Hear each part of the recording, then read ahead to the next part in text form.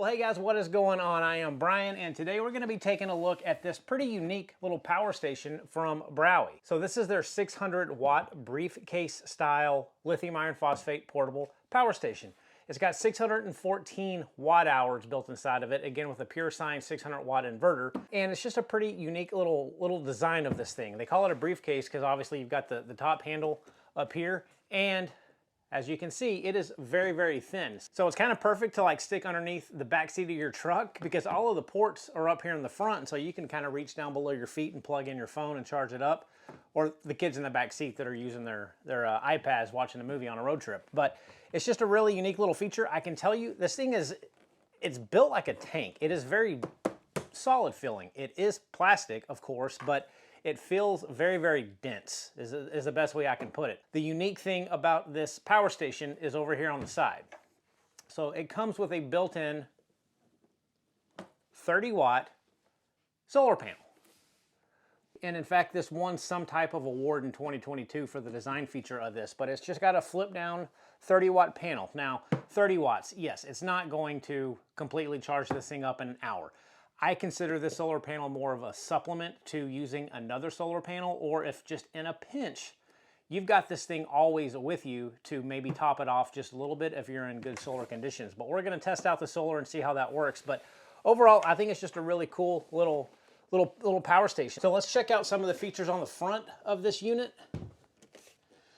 So you're gonna have your 12 volt AC output. You're only gonna have one 110 outlet. You're going to have a couple of DC 5521 outputs, as well as your input port right here for charging. And then underneath this flap, you got two quick charge USB-A's and a USB-C 65 watt output. So a very bare bones display. You don't have the actual exact percentage of battery. It's kind of broken out into 100%, 80, 60, 40, and 20%. I wish they would be able to actually put like an 87% or a 32%. But this is the type of battery monitor or battery gauge that you're gonna get. And if we turn on the AC and the DC ports, you're gonna have, of course, your runtime to empty, your amount of input watts, and your amount of output watts. So it really gives you everything that you need. It's just, you know, it's very small, but in this type of form factor, that's what you're gonna get. And I will say though, it's not waterproof. And these ports at times can be a little finicky to get put back in, which is one thing that I'm not a huge fan of, but they are pretty dust resistant, I would say, but they are a little finicky to kind of push back in. Right off the bat, let's start off with price on this thing. It's listed on Amazon for $595. However, there is a pretty much constant $100 off coupon, bringing this down to $495 or around 80 cents per watt hour. But in this kind of unique style, in this unique form factor, and with the solar panel, that 80 cents a watt hour might be worth it to you. So before we get into the solar panel, which is kind of the main star of the show, let's go over some of the capacity testing that I did. So I hooked this up to my DC capacity tester, charged this thing up to 100%, ran it at around 120 watts. And when I came back when this thing was 0%, I was able to get 520 watt hours pulled out of it, which is around 85% efficient. I also did an AC discharge test to kind of test out the inverter on this thing, and I kind of did the same thing. I charged it back up to 100%. I hooked up my watt meter and I ran some incandescent light bulb arrays until this battery ran dry. When I came back, I was able to get 538 watt hours pulled out of it, which is around 87% efficient. So I actually got more capacity off of the AC discharge than I did the DC discharge, but both had a passing score, in my opinion, at 85% or above the rated capacity. And a lot of us use these little power stations to power, say, 12 volt appliances or 12 volt fridge, cooler type things. And we do not want these to cut off, thus resulting in our food spoiling in our cooler. So what I did, I hooked this thing up to one of my little 12 volt coolers. I let it run all night long off of the DC port.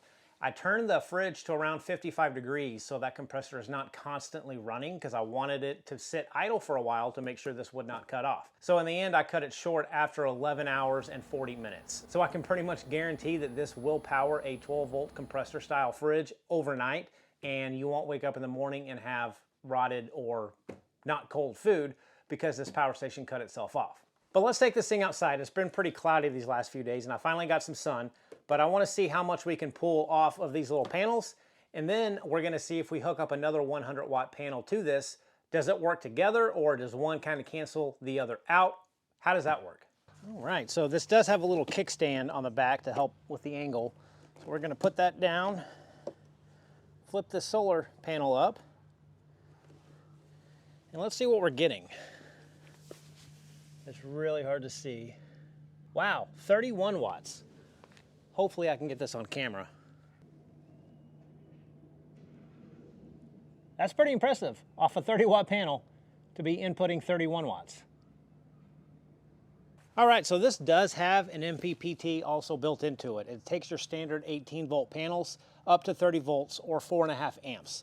So here I just have a tiny little 75 or 80-watt solar panel, but I want to see if we're able to double the solar input, because right now, surprisingly, I'm still at, well, I'm in the shade right now.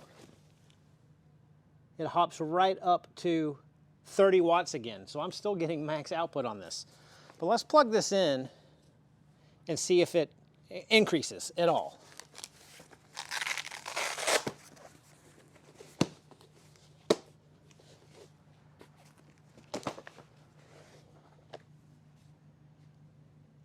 Sure does. We're at 56 watts now, 60 watts, and I bet I can even get more if I angle this thing the right way. Okay. Yeah, look at that, 80 watts.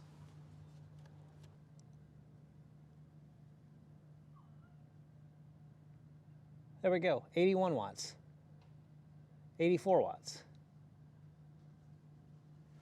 So you are able to use that solar panel and an additional solar panel to essentially double dip your solar input. Again, up to 4.5 amps off of the solar input MPPT built into this power station, but that's pretty cool. You can use both. Now let me unplug this one and watch it go down.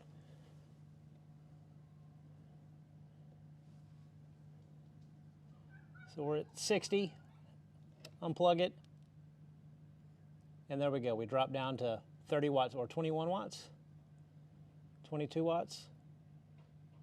Got a few clouds rolling in. So it definitely works.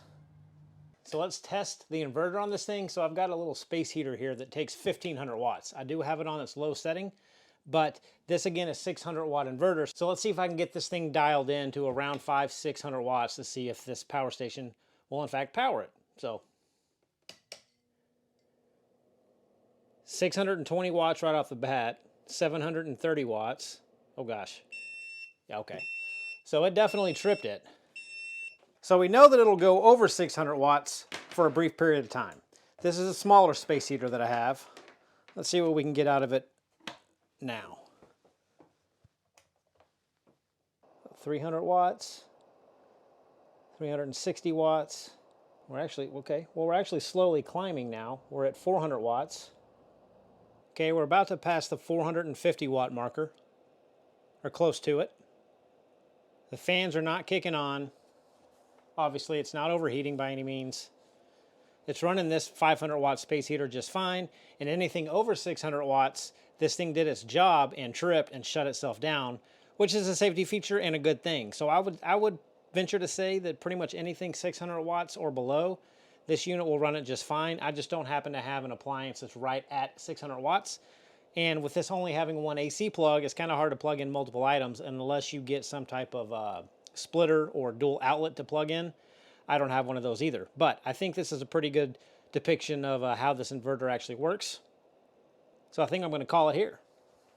And without any type of load on this, we're sitting at 113 volts. So this is not a 120 volt power station. It's likely 110 volt, but I think it's a very small inverter. You're not going to use it to power an air conditioning unit or a blow dryer, but to run a few small appliances, I think this will do the trick. Well, so there you go, folks. I do think this is a pretty unique power station. I actually really do like it. It's hard to quantify the build quality on camera, obviously, but it just has a heft to it. It feels really well built. Even when you open up the solar panel, it's got a nice tight tension to it, so it doesn't feel like it's gonna break off, which is always a good thing. This kickstand on the back is a good addition to get a better angle for the sun coming down to hit that little 30-watt panel, which I was amazed that I was able to get the full 30 watts. I even got 31 watts. I wasn't thinking I was going to get 15 or 20 watts, especially in November here in Texas. Solar's a little tricky to catch, but it did pretty well. I don't know who this is for. Again, it's a pretty small inverter at only 600 watts. But if you just have to run a few small LED lights or a lamp or a fan, I think this is a pretty cool little deal, especially given the fact that you can just slide this right underneath your truck seat or car seat or in the trunk or wherever. It just fits in a lot of places that regular standard bigger power stations can't fit into. Now, it does come with a little bag here with all the cords in it, and I like it when these companies send out bags to keep all the cords together. But you do have a DC to 5521 charging cable to charge up in your car while you're using it. It does not have a built-in charging brick, so it does have a brick, an AC brick to charge with it. And you're gonna get around 116 watts out of the wall charging this thing up. So it does not have fast charge. It's gonna take a few hours at 116 watts to charge up the almost 600 watt hours worth of batteries in this thing. So keep that in mind. You can charge AC and solar at the same time to kind of increase that speed, but no fast charging. And it also does have quite a few of these barrel adapters to use in case what you're already using has a built-in 5521 or 5525 or whatever the barrel adapter is. You can take with a supplied cord and use some of these barrel adapters and fit it to it, and they'll work in there. And then of course your instructions and everything, but a little bag to keep all this nice and tidy. I think it's a pretty neat little power station. 80 cents a watt hour is a little high in terms of the competition, but there really is no competition for this. I have not seen another power station that has an integrated solar panel. So that kind of puts this thing in a little class of its own. There's not really a whole lot of competition for it. So I don't know, is 80 cents a watt hour worth it for you for this thing? I think it's pretty cool. Folks, this is the Browey C600. I'm pretty impressed with it, but I will leave a link for this down below in the description for you if you want to check it out. They have a green model and this orange model that I have here. I'm not an affiliate of Browey. The Amazon link will be an affiliate link, but no affiliation with Browey, so I won't get a dime from them if you like this and you want to buy it. So folks, until next review, we will see you soon. And if you have any questions about this, shoot me a comment and I will get back to you and hopefully give you an answer. But until next time, take care, folks.